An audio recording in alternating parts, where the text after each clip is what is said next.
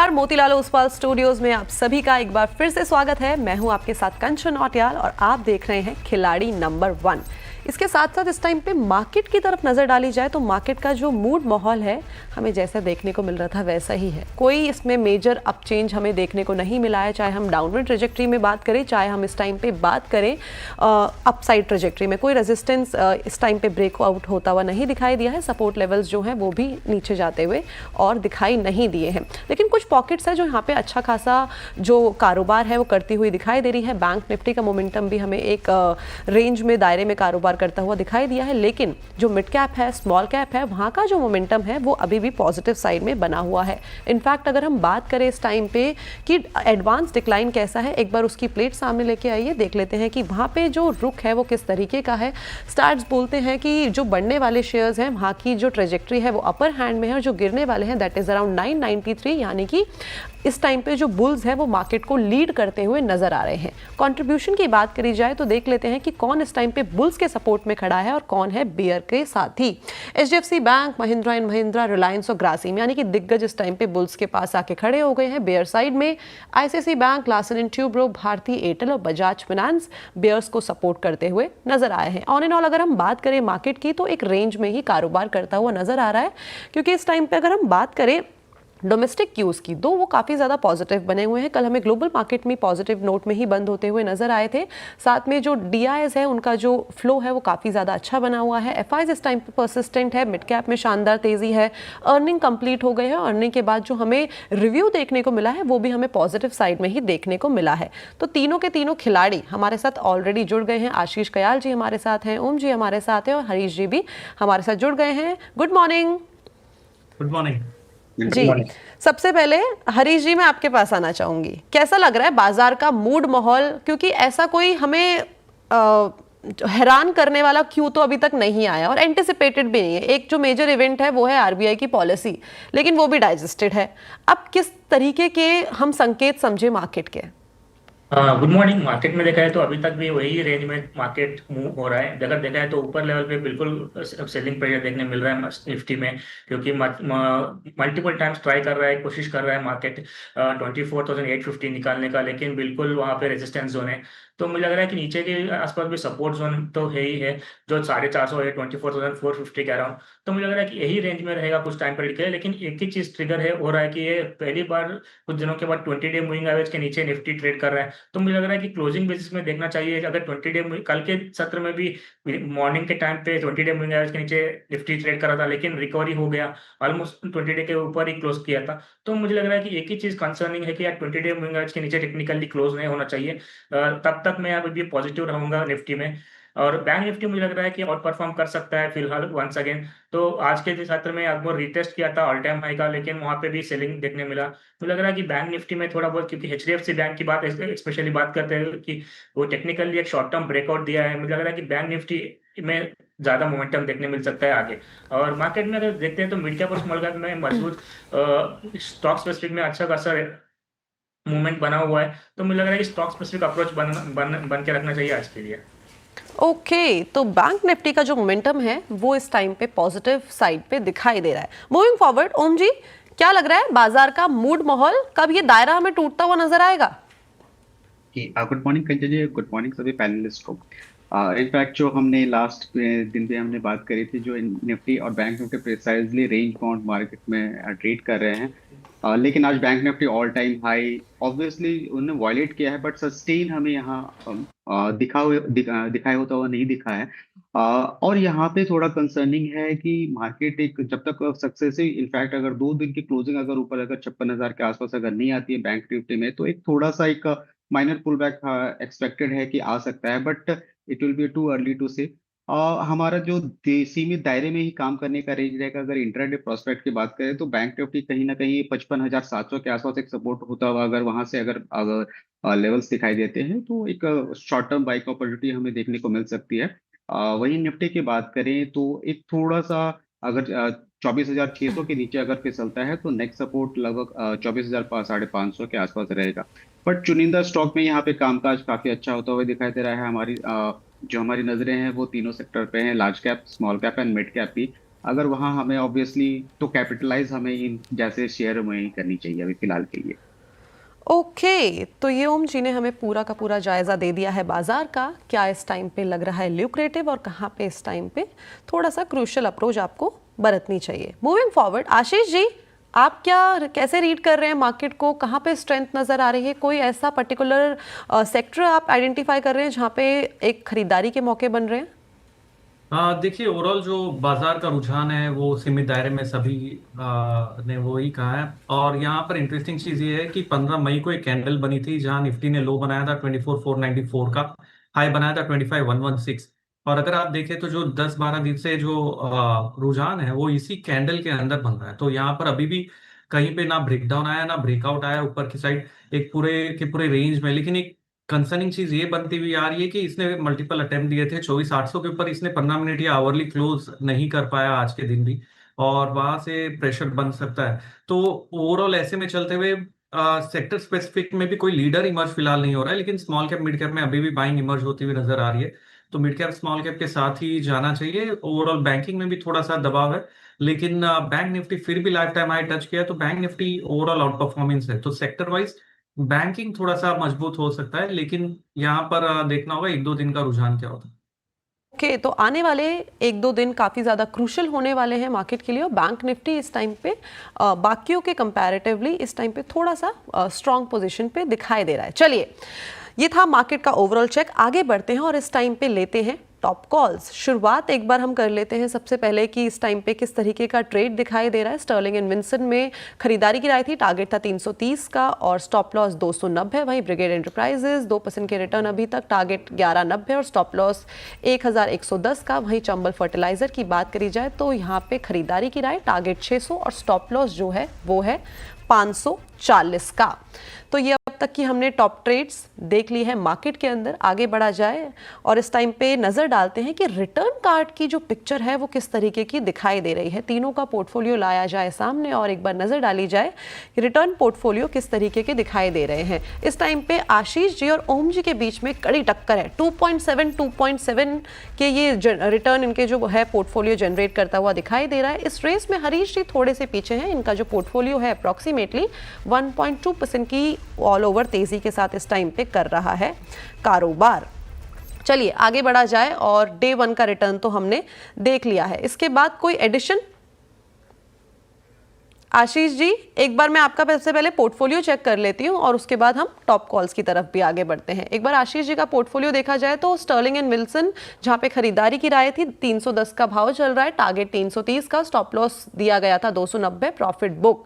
PVR Inox यहाँ पे भी प्रॉफिट बुकिंग, खरीदारी की राय थी 1015 के मार्केट प्राइस में, 1120 का था टारगेट और 985 का स्टॉप लॉस। और जो तीसरा स्टॉक है आईओबी, यहाँ पे भी प्रॉफिट बुक, 41 का करंट मार्केट प्राइस था, 45 का टारगेट था और जो स्टॉप लॉस था वो था 40 का। जी आशीष जी, ये तो अभी तक के आपके रिटर्न हमने देख लिए हैं किस तरीके के रहे हैं, लेकिन कोई नया एडिशन आपकी तरफ से? देखिए मेरा जो पहला एडिशन होगा यहाँ पर हिमाद्री स्पेशलिटी केमिकल में। यहाँ पर अगर आप देखें तो स्टॉक ने एक आज बुलिश कैंडल बनाई है, थोड़ी सी प्रॉफिट बुकिंग ऊपर लेवल से हुई है, लेकिन यहाँ से फिर से एक्सेप्टेंस आ सकता है ऊपर की ओर, और ये अपने 20 डीएमए से अच्छा सपोर्ट लेके बाउंस बैक भी हो रहा है। तो ओवरऑल रुझान पॉजिटिव है, वॉल्यूम्स पिकअप हो रहे हैं। तो हिमाद्री स्पेशलिटी पे बाय की राय होगी। स्टॉप लॉस लगाना होगा 463 का और टारगेट है 520 का। ओके, तो 520 के टारगेट के लिए आप करके चल सकते हैं हिमाद्री स्पेशलिटी को चेज, और 477 का जो करंट मार्केट प्राइस है खरीदारी की राय है, और 463 का आपको लगाना होगा स्ट्रिक्ट स्टॉप लॉस। चलिए आगे बढ़ते हैं और ओम जी के एक बार पोर्टफोलियो की तरफ नजर डालते हैं किस तरीके की पिक्चर पेंट होती हुई दिखाई दी है। सीक्वेंस साइंटिफिक की बात करी जाए तो होल्ड की सलाह है। कल खरीदारी की राय थी 227 target and with stop loss of 193 के। फिन में यहाँ पे प्रॉफिट बुक, यहाँ पे जो टारगेट 1190, 1095 स्टॉप लॉस, और साथ में अगर ब्रिगेड एंटरप्राइजेस देखे तो 1190 का टारगेट कोट किया गया था, 1110 का था स्टॉप लॉस, जहाँ पे प्रॉफिट बुकिंग की है सलाह और एग्जिट पोजीशन बनानी है जेके टायर से, टारगेट है 415 और 372 का था यहाँ पे स्टॉप लॉस। इसके अलावा आगे बढ़ा जाए और उस टाइम पे देखा जाए कि क्या नया एडिशन हमें ओम जी की तरफ से आता हुआ दिखाई दे रहा है। ओम जी, यहाँ एक रहेगा जिंदल स्टील और मेटल सेक्टर में एक नीचे के लेवलों से एक अगर रिबाउंड होता हुआ दिखाई दे रहा है, तो करंट भाव अप्रॉक्स 949 के आसपास यहाँ पे ट्रेड कर रहा है जिंदल स्टील। तो इसका स्टॉप लॉस हम रख सकते हैं 925 का, और टारगेट रहेगा 995। ओके, तो 995 के टारगेट के लिए आप जिंदल स्टील को कर सकते हैं चेज। 925 का आपको लगाना है strict stop loss. Current market price यानी कि एट अराउंड 949 पे खरीदारी की दी गई है राय। चलिए आगे बढ़ा जाए और एक बार आशीष जी से भी देख लिया जाए, उनका टॉप, हरीश जी का जो पोर्टफोलियो है वो भी देख लिया जाए, और साथ में ये भी देख लेते हैं कि इस टाइम पे किस तरीके की पोजीशन है। सबसे पहले बात कर लेते हैं चंबल फर्टिलाइजर की। यहाँ पे प्रॉफिट बुकिंग की सलाह है, टारगेट 600, स्टॉप लॉस 540 का। वहीं एग्जिट कर दिया गया है पीजी इलेक्ट्रोप्लास्ट में, खरीदारी की राय थी 865 का target with stop loss of 750। आनंद राठी में भी एग्जिट 2100 का टारगेट, और बैंक ऑफ इंडिया की बात करी जाए तो टारगेट था 132 का with strict stop loss of 121। Moving forward, Harish ji new addition क्या है आपकी तरफ से? मेरा स्टॉक रहेगा वोल्ट्रॉन ट्रांसफार्मर्स में। अगर वोल्ट्रॉन ट्रांसफार्मर स्टार्ट स्ट्रक्चर देखते हैं तो एक साइडवेज कंसोलिडेशन था बहुत नैरो रेंज में लास्ट कुछ दिनों से। आज के सत्र में और कल के सत्र में दोनों दिन में वॉल्यूम अच्छा खासा गेन्स हुआ है ऑलरेडी। तो मुझे लग रहा है कि वोल्ट्रॉन अच्छा बेट करंट लेवल से बाय करने की राय रहेगी मेरी। तो टारगेट्स बनेंगे 9300 का और स्टॉप लॉस रहेगा 8200 का। ओके, तो नया एडिशन जो आया है that is volt map transformer. यहाँ पे आपको एक अच्छे लेवल देखने को मिल सकते हैं अप्रॉक्सीमेटली 9300, एंड जो स्ट्रिक्ट स्टॉप लॉस लगाना है वो लगाना है 8200 में। तो चलिए एक एक पिक तो मैंने ले ली है, लेकिन मैं आप तीनों के से पूछना चाहूंगी कि नया एडिशन आप अभी करना चाहेंगे? नहीं, फिलहाल मैं वेट करूंगा, मार्केट का रुझान देखेंगे, उसके बाद में नया एडिशन सेकंड हाफ में देख के करेंगे। ओके, व्हाट अबाउट, एक बार ओम जी आप भी बता दीजिए, आपको एडिशन करना है अभी? जी, मैं भी थोड़ा यहाँ पे वेट करना चाहूंगा। हरीश जी व्हाट अबाउट यू? हाँ, मैं भी ऑलमोस्ट वेट करना चाहता हूँ। चलिए, तो इस टाइम पे थोड़ा सा वेट करते हैं, मार्केट के रुझान को समझा जाए। और था कि मिताली काफ़ी इंटरेस्टिंग रिपोर्ट लेके आई है। अगर हम रिपोर्ट की बात करें, रिपोर्ट है स्विगी के ऊपर। आज अच्छी खासी तेज़ी भी देखने को मिल रही है। मिताली, क्या राज छुपा है इस रिपोर्ट में? जी, तो आज मॉर्गन स्टैनली की स्विगी पर रिपोर्ट आई है, आउट परफॉर्म का कॉल दिया है, टारगेट दिया है स्विगी का 405 रुपये। करंट प्राइस से 22% का अपसाइड पोटेंशियल फर्म को नज़र आ रहा है। फर्म कहता है कि फूड डिलीवरी में एग्जीक्यूशन इंप्रूव दिख रहा है। इसके अलावा क्विक कॉमर्स का जो टोटल एड्रेसेबल मार्केट है, उनका एस्टिमेट है कि 2030 तक ये 57 बिलियन तक होने का टारगेट है। कंपनी अग्रेसिवली इन्वेस्ट कर रही है, लेकिन मार्केट अभी भी सिर्फ इन्वेस्टमेंट्स को ही प्राइस कर रहा है, जबकि इनका जो टॉप लाइन है वहाँ पे भी पोटेंशियल है, उसका बेनिफिट हमें प्राइस में नहीं दिख रहा अभी तक। जोमेटो के साथ इसकी डुओपोली है, लेकिन स्विगी के मार्जिन अब इंप्रूव हो रहे हैं और जो गैप है वो काफ़ी क्लोज होता नजर आ रहा है। क्विक कॉमर्स बिजनेस का अगले 6 क्वार्टर्स में कंट्रीब्यूशन मार्जिन में ब्रेक इवन आता हुआ नजर आ सकता है। साथ ही FY29 के सेकेंड हाफ तक एडजस्टेड EBITDA में भी ब्रेक इवन एक्सपेक्ट किया जा रहा है बाय मॉर्गन स्टैनली। तो ये पूरी रिपोर्ट के कारण आज हमें स्विगी में एक्शन देखने को मिल रहा है, करीबन 3% की अच्छी बढ़ोतरी देखने को मिल रही है। ओके, तो स्विगी में एक्शन और ये है रिपोर्ट मॉर्गन स्टैनली की। इस टाइम पे अच्छा खासा ये दिखाई दे रहा है। मिताली, लेकिन ये बताइए कि कितना स्विगी आप यूज़ करते हो? मैं एक्चुअली बायस्ड हूँ। अगर स्विगी जोमेटो जिसमें भी ज़्यादा मुझे ऑफर्स मिलेंगे, दोनों में से वही चूज़ कर लूँगी जिसमें ज़्यादा ऑफर्स होंगे। ऐसे कुछ नहीं कि स्विगी या जोमेटो कोई प्रेफर्ड चॉइस है। ओके, चलिए एक बार चार्ट चेक भी ले लेते हैं। आशीष जी, कैसा लग रहा है चार्ट्स पे स्विगी किस तरीके से प्लेस्ड है? देखिए, ओवरऑल अगर इस काउंटर को देखा जाए तो यहाँ पर एक मोमेंटम ऊपर की ओर बनना चाहिए। बहुत समय से ये एक रेंज बाउंड में चल रहा है। करेक्शन आने के बाद में इसने एक नियरली 300 लेवल को काफी बार छुआ और वहां से बाउंस बैक हुआ, तो एक ब्रेकआउट अवेटेड है। ऊपर में अगर एक लेवल देखा जाए 350 है, अगर ये 350 को पार कर जाता है तो एक अच्छा सा मूव आ सकता है, जो कि करीबन 380 390 तक लेके जा सकता है। तो ओवरऑल बाय की राय होगी इन एंटिसिपेशन की ब्रेकआउट आएगा 390 के टारगेट के लिए, और नीचे जो स्टॉप लॉस लगाना होगा वो है 330 का। ओके, तो ये थी राय स्विगी के ऊपर और आज अच्छी खासी हमें एक तेज़ी देखने को मिल रही है। हरीश जी, मैं आपके पास आना चाहूँगी। स्विगी के कंपैरिजन में जो अगर हम देखते हैं तो वो है इटर्नल यानी कि जोमेटो। उसका चार्ट इस टाइम पे किस तरीके से प्लेस लग रहा है? काफ़ी ज़्यादा बजिंग है ये भी। हाँ बिल्कुल, अगर जोमेटो का काम देखते हैं तो मुझे लग रहा है, देखिए अभी भी कुछ दिनों से कंसोलिडेट कर रहे हैं ब्रॉडर रेंज में। ऊपर की ओर 240 250 245 के अराउंड रेजिस्टिव रेजिस्टेंस जोन बना हुआ है और 200 डे मूविंग एवरेज उसी के आसपास है। तो मुझे लग रहा है जब तक ये 245 248 के लेवल्स के ऊपर नहीं क्लोजिंग देता है, मुझे लग रहा है कि ऐसे ही कंसोलिडेशन में रहेगा। लेकिन अगर किसी के पास ऑलरेडी एग्जिस्टिंग है तो होल्ड करना चाहिए, क्योंकि मुझे लग रहा है कि एक टाइम वाइज कंसोलिडेशन है। तो कुछ टाइम पीरियड के बाद मुझे लग रहा है कि ब्रेकआउट भी दे सकता है, जिस तरीके से वॉल्यूम ग्रोथ दिखाई दे रहा है कुछ टाइम पीरियड से। तो मुझे लग रहा है कि लॉन्ग टर्म के लिए अगर मुझे लग रहा है कि ऊपर के लेवल्स टारगेट 260 तक भी एक्सपेक्ट कर सकते हैं। लेकिन फिलहाल के लिए अगर कोई फ्रेश एंट्री में अवॉइड करूंगा, तो नीचे डिप्स मिलता है तो बिल्कुल बाय करने के लिए कोशिश करना चाहिए। ओके, पोजीशन है तो होल्ड करिए, डिप पे बाइंग की सलाह है, लेकिन करंट लेवल पे इस टाइम पे एंट्री नहीं करनी है। मार्केट की बात करी जाए तो मार्केट 24,600 के नीचे फिसल गया है, यानी कि अपने डे लो के आसपास कर रहा है कारोबार। इसी तरीके से बैंक निफ्टी में भी एक जो कमजोरी है वो यहाँ पे परसिस्टेंट होती हुई दिखाई दे रही है। एक ड्रास्टिक चेंज हमें पिछले कुछ मिनट में आता हुआ दिखाई दिया है। वहीं सेंसेक्स के 30 शेयर्स में से करीब करीब 27 शेयर्स इस टाइम पे लाल रंग के साथ कर रहे हैं कारोबार। मिड कैप की बात करी जाए या फिर स्मॉल कैप की बात करी जाए तो यहाँ पे हमें एक फ्लैट मोमेंटम देखने को मिल रहा है। इस टाइम पे अगर बात कर लेते हैं एनएससी के स्टैट्स की, तो बढ़ने वाले शेयर्स की गिनती अभी भी ज्यादा है as compare to the bears, लेकिन बाजार में इस टाइम पे जो बिकवाली है वो हावी होती हुई दिखाई दे रही है। 50 शेयर्स में से करीब करीब 41 शेयर्स ऐसे हैं जहां पे अभी भी लाल रंग के साथ कारोबार होता हुआ दिखाई दे रहा है। चलिए एक बार अब वापस से नजर डालते हैं कि पोर्टफोलियो का इस टाइम पे क्या हाल हमें देखने को मिल रहा है। तीनों ही जो हमारे खिलाड़ी हैं उनके पोर्टफोलियो की तरफ नजर डाली जाए, देखा जाए इस टाइम पे किस तरीके के रिटर्न कार्ड जनरेट हो रहे हैं।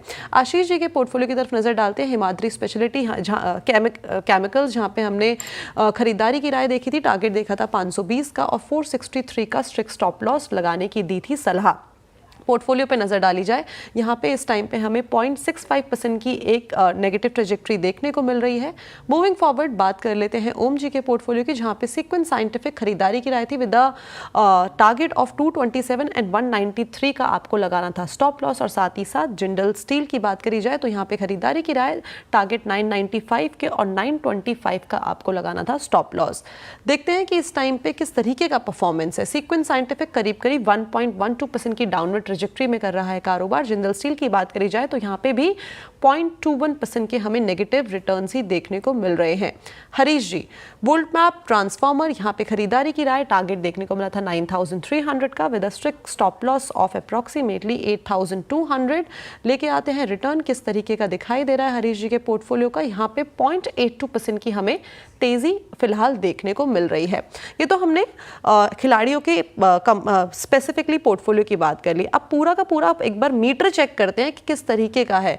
चलिए बढ़िया रिटर्न्स हमें देखने को मिल रहे हैं। आशीष जी लीड कर रहे हैं 2.07% की तेजी के साथ। वहीं अगर हरीश जी का पोर्टफोलियो देखा जाए तो 2% का रिटर्न हमें यहाँ पे भी आता हुआ दिखाई दे रहा है। यहाँ पे थोड़े से पीछे चल रहे हैं ओम जी, 1.47% के रिटर्न्स हमें यहाँ पे जनरेट होते हुए दिखाई दे रहे हैं। लेकिन ओवरऑल अगर हम देखें तो ये जो मुकाबला है और भी ज्यादा पेचीदा होता जा रहा है। यहाँ पे जो रिटर्न है हमें आसपास ही आते हुए दिखाई दे रहे हैं। कल का शो काफ़ी ज़्यादा क्रूशल होने वाला है। आप तीनों ही खिलाड़ियों का थैंक यू सो मच हमारे साथ जुड़ने के लिए। इसी के साथ मैं आपसे यहाँ से अलविदा लेना चाहूँगी। खिलाड़ी नंबर 1 को यहीं पे करेंगे रैप अप।